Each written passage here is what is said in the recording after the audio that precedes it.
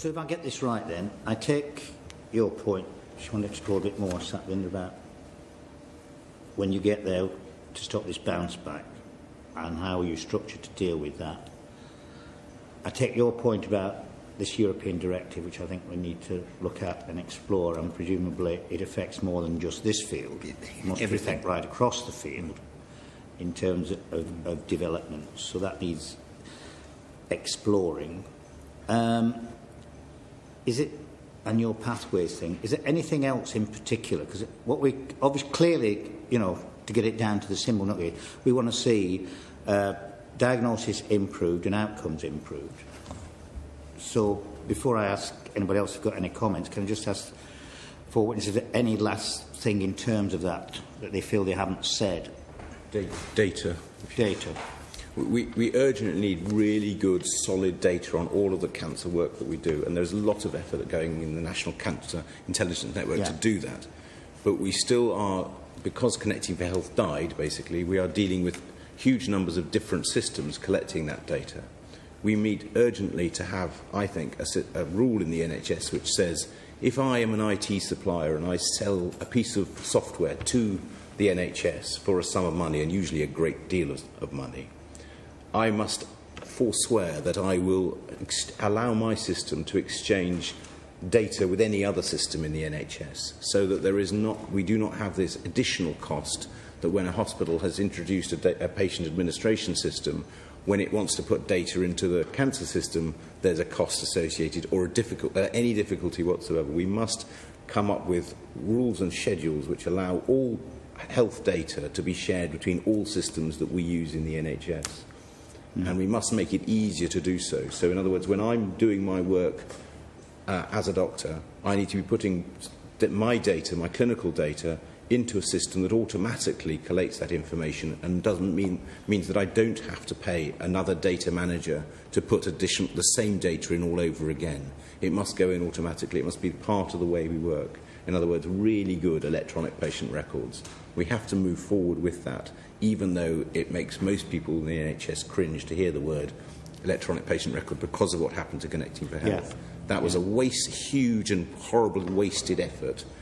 And it panics ministers as well now because of what happened there. But what should have happened in there is, instead of trying to buy in inappropriate systems from America to be shoehorned into an NHS that works in a completely different way to the American, which is a market, the American market, we should have bitten the bullet, and we should have employed proper developers to build us a proper NHS system. That's what a multinational company would have done. It would have built its own system. Now, there is no reason why we cannot do that with cancer systems now. We could unify today, or in a year or two, by spending a relatively small amount of money, have a proper electronic patient record for cancer systems.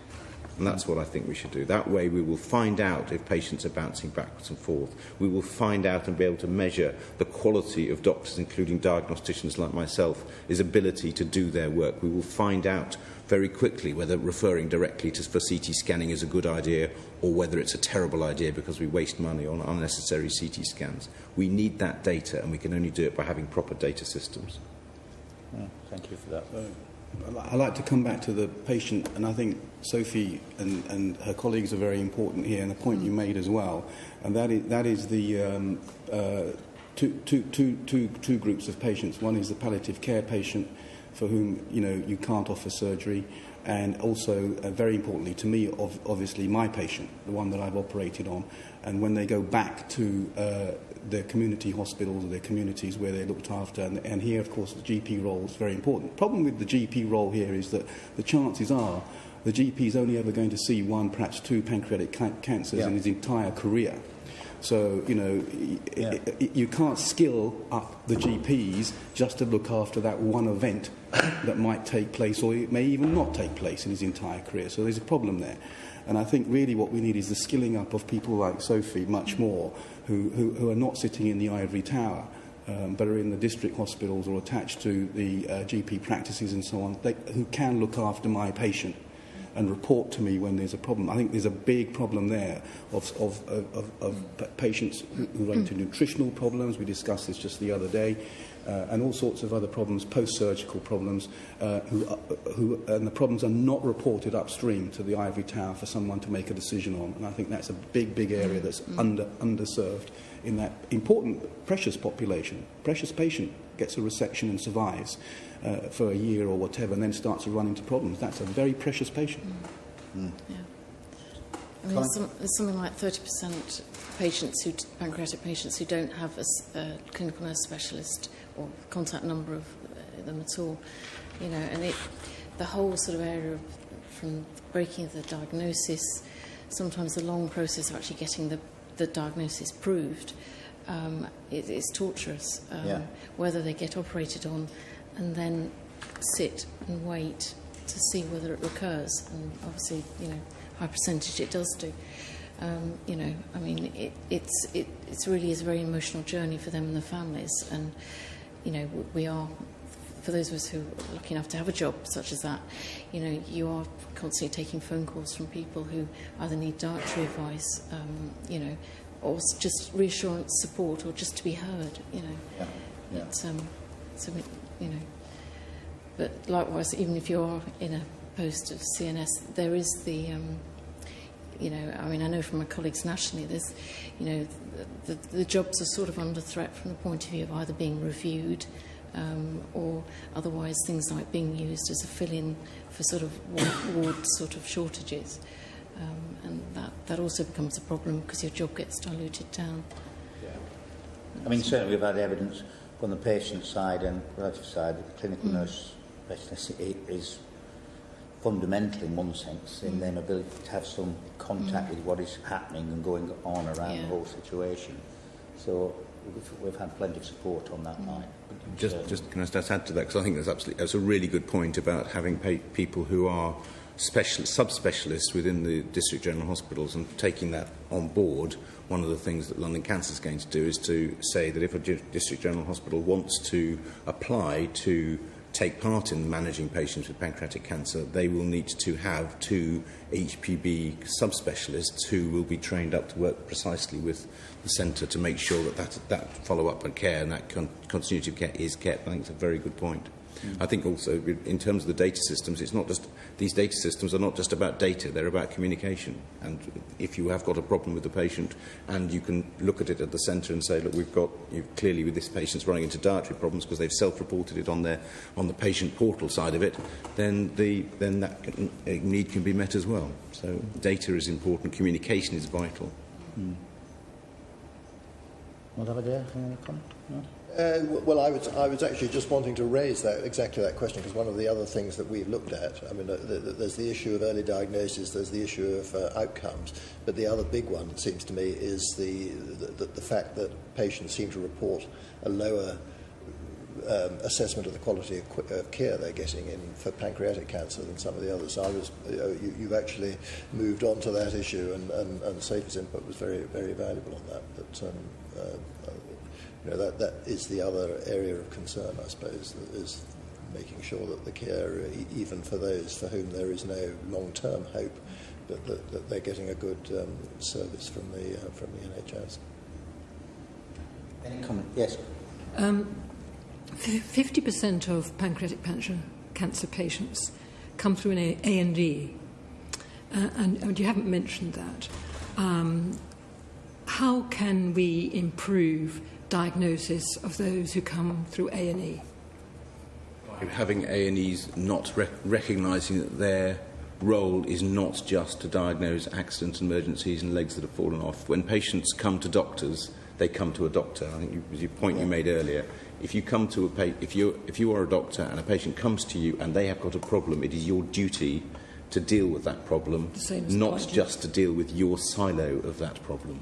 So we also, to back that up, however, to support our A&E colleagues, we need to make sure that we have very clear paths of access into our clinics when a patient does turn up to A&E. A lot of patients don't have GPs or don't want to go to GPs. Getting to see your GP seems to become increasingly difficult. And therefore, although it would be good if the patients didn't come to A&E at all, we have to face the reality that they will. And when they do, they need to get a really good care. They need a good care package. They need the pathway. Needs to start in A&E. So you're right. And that is 50% in the case of pancreatic cancer. Absolutely. Sorry.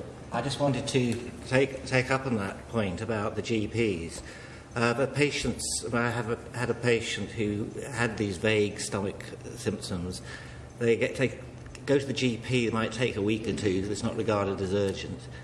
And then whatever they're given doesn't work. They go back, there's another GP, they go back, the same thing happens. And they end up seeing 3 GPs, all of whom say, no, it's just a minor thing, take this.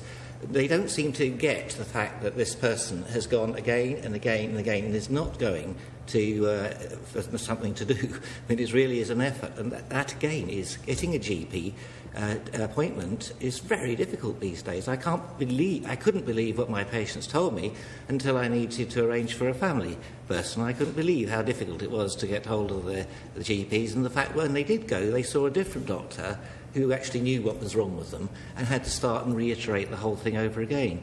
And if you then need the GP to be involved in care, after hours care now, this is an absolutely unmitigated disaster. I mean, you probably saw in the paper about giving it to companies like Serco, Cornwall. That's all over the papers today. But this I think is something that, as is pancreatic cancer, it's a very good paradigm of the problems that throughout the entire NHS and the way that the organisation has gone. And I just think that it's a tragedy that the GPs aren't being operating or accessible like proper GPs anymore, which is why you need the clinical nurse specialist when somebody is in the system that they can access. And I think it's unbelievably important to have such a person, because you can't get hold of the GP. They're diagnosed first to get to the specialist. I should say I work for Novartis. I am represent one of the big pharma companies. I'd like to make a quick comment on the European directive. I think from our perspective, it certainly has not helped the research environment in the UK. I don't know how much lobbying we've done, but certainly the outcome hasn't been positive. We have big concerns about research in the UK in terms of cost, speed of trial setup, patient recruitment. What you should be aware of is that the directive is being reviewed at the moment. So now is the time to really put into that, provide input into that process because of those concerns. Another question I was wondering about is whether you had looked at all into the service specifications that NHS England is currently developing for pancreatic cancer and other disease areas. One area we're particularly interested in is neuroendocrine tumours, so pancreatic neuroendocrine tumours. And the interesting issue there is that there is a clinical reference group on pancreatic cancer. There's also one on specialised endocrinology, on hepatobiliary and pancreas. And for patients who have pancreatic neuroendocrine tumours, so a small subset, obviously, of patients with pancreatic cancer, it is not very clear how their service will be provided, who will be leading on it. And I'd just like your view of what you think those service specifications are going to achieve in terms of improving patient care, and whether you're involved in any of that work. That's my job. It's your job, yeah. So, it's getting better then. I mean, the idea absolutely is to say, certainly in London Cancer, I think London Cancer Alliance will have a similar approach, but speaking for London Cancer, that is exactly what we need to do. We need to bring together all the services throughout the network, and we cover all the way from West Essex, Central London, right through over to Mount Vernon, and ensure that we have a pathway and a service specification for dealing with patients with all pancreatic and hepatobiliary cancers throughout that region, and get it right. That is my job. Do you think NHS England, with the clinical reference groups, is going to do the same for the whole of England? Because it's one thing having it right, getting it right in London. It's another one making sure that all patients across the country get the same. But you're talking about two different things. One is process, and that's a local idea of what is the. I'm quite sure that the process for rare tumours to be entered into the right place, to get to the right place, is going to be very different in London compared to where you are. So the one is about the local bit and the process of how that rare tumour will go through the system and neuroendocrine rare tumours. And then there's a second issue of what is the overall picture of how we manage these conditions, what drugs are going to be used, what are the indications for surgery. Now, on that point, there are already guidelines through, and I co-authored some of those, and they're published guidelines from the Neuroendocrine Society. So that bit of it is already existing. The different bit of the process by which that patient comes through the system is bound to be different in different regions. It has to be, because of the geography. The only thing I would say is that the clinical reference groups are developing these service specifications which will provide minimum standards that everybody will have to adhere to. So my question would be, is this all interconnected, or are people working in silos, and what will come out of the clinical reference group? Is it actually going to provide the level of care that patients should be expecting? Absolutely, the standards need to be throughout England. At the moment, you're absolutely right. There is a London-centric focus, perhaps excessively, on dealing with extremely rare tumours, and we have to get the balance right between where those centres are, who provides the service, but make sure the service is of the highest quality.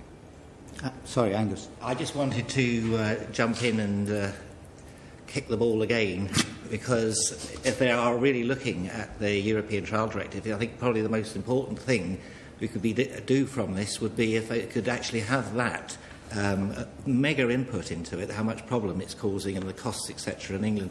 And I know the big pharma actually don't like England anymore for doing trials because the costs are so outrageous that they've loaded up. And that, for an NHS system, that is ludicrous. It should be the other way around. We should be much more efficient. Now, we could be, if we had the doctor's dentist exemption back for academics. Now, the FDA, and I've sat in front of the FDA a couple of times with for trials, etc., and they had a very draconian, what's the word I'm looking for? Reputation. But even they have stepped back now, and they've allowed much less rigorous trial regulations if you're going to do phase 1 or phase 2 in academic centres, or any work with biologics, where it's virtually impossible, some biologics, to fulfil their interpretation of good manufacturing practice. And that is the other thing, is with these directives, it has been brought to my attention, although the directives and everything are pretty draconian in the way they're done, the real fault lies, perhaps here, is our interpretation of them. I think we've over-interpreted the things. My European colleagues do things in trials and studies that are banned here is because they interpret the directives in a much more lenient and, I must say, more sensible manner. We basically would cut our feet off if the European Union directive told us to do so. And that's the plea I make. That use this. My farmers complain about just the same thing, right. by the way. Oh, brilliant. But use this opportunity, if they are reconsulting, something they said they would never do in anything, I must say. So they're doing it. Please get your colleagues, parliamentary colleagues, to put as much mega pressure on that. At least we can actually compete with our American colleagues and have less draconian legislation for doing phase 1 and 2 studies. So I can do my simple trials that no pharmaceutical company is going to pay for, to add my X and Y to gemcitabine, because those drugs, a couple of them I want to do, are very cheap and very non-toxic. Therefore, the irony is no one's interested. But if I had an academic freedom to do phase 1, 2, I could do it. I could set it up tomorrow. I think you made your point, Angus. You made it extremely well. And personally, I'm going to contact some of my colleagues anyway. We've got different issues and see where this is, but it's new to me, so I may come back to you in terms of that. I'm sure Lord Aberdare will be looking at what he can do in the House of Lords in terms of it, and particularly if it is under review at the moment, then we have to do something. We'll get back to you on that one. I think it's a really interesting one. Yes, I thought you would. I just want to make a point about my name is Debbie Wells. I work for Pancreatic Cancer UK. The issue about GPs, I think, is so vital. If we strip it back down to what we're about, it's actually that we can, again, put yourself in the position of the patient. I do really feel that greater heightened awareness about pancreatic cancer at GP level is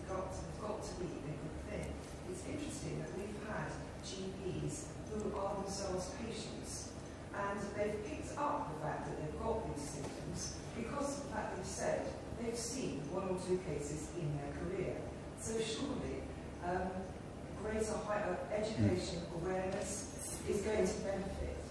It's really of little use to the patient to be told, well, actually, we don't get many cases, so I'm sorry I didn't pick up your cancer, but we only see 2 a year.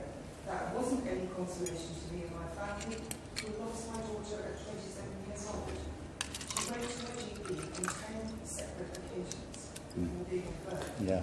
And I don't really want to keep hearing, well, we don't see many, so there's nothing we can do about it. It's actually not good enough. There needs to be heightened awareness, more education, to actually let GPs know what it is they're looking for, whether it's a diagnostic toolkit, something, a checklist. Surely after how many visits does it take for somebody to actually realise the alarm bells are ringing, this patient is not getting better and they are still displaying the same symptoms. And I think that's a very good point. I think education is absolutely vital, but one of the issues is that we're unfortunately always going to see bad practice and patients who have suffered from having bad practice. I think there should be a way in which patients can contact some number or some person when they're not getting listened to. So if they're not getting referred or they're going backwards and forwards to the hospital, we've got 999, 1111 or 333 for patients who have got lost weight, GP's not listening, a number that they can call who will then help them through the system and stop the process, which we've heard of that exact process. Sorry, the lady there. Yes, I didn't catch her. Yeah. Yes, I mean, essentially on the issue of the GPs, I think they'll agree with you in wanting a generalist diagnostic doctor who can see patients with similar symptoms, like the gynecological cancers as well as the GI cancers. I think you'll find that GPs will factor on that. Yeah. I mean, there's not wanting to keep the patients and deal with yeah, them. I mean, and I work in a specialist hospital, but I've got a very general practice, and this happens to me all the time, and it's very clear. The GP will ring sometimes and say, look, I know this isn't your thing. I know it's not your thing. I know this patient hasn't got pancreas cancer. I'm quite sure of that. But I want you to fix the problem. That's the message from the GP, because the GP is frustrated, not getting anywhere. The patient, of course, is frustrated and anxious to resolve his problem. So I get a lot of patients like that. I'm sent the patient simply because the GP knows I will fix the problem, and if necessary, I'll get the patient to the right doctor. I won't say, sorry, can't help you, go back to your GP. That's my practice. Nearly a lot of it is like that. I'm not just, the guy taking out pancreatic cancers. And the GPs, you're quite right, they want that. That is the service that they want, and the patient should expect that too, and not have the thing of, sorry, can't help you, back to square one. When, as Gus then points out, you wait another month to see the GP, who you never met before, and he starts the whole process again. Yeah. Look, I'm really grateful. What I've said before, particularly to our witnesses, it's when you walk out the door and you think, I wish I'd have said that. If something occurs, then I said there's an ongoing look at things. We have got a 5th of September one with the National Health Service, etc. And the report will not be till the end of November. So if something does occur, then please feel free to contact. On the European directive, I'll probably get back directly to you, Angus, and probably have a discussion with Lord Aberdare how we raise this issue, but presumably there are other colleagues in this House who've got issues or it's been raised with them, so I'm going to have a trawl round and see what turns up, but I will get back to you on that, certainly. But for everybody else, thank you very much. Third session done. I'm sorry, I'm just a minute rushed because I've got to be in the chamber. Interestingly, it's Mr Hunt talking about health service in the North West, but I've got to be in there at 12:15. But thank you very much indeed. Thank you. Thank you.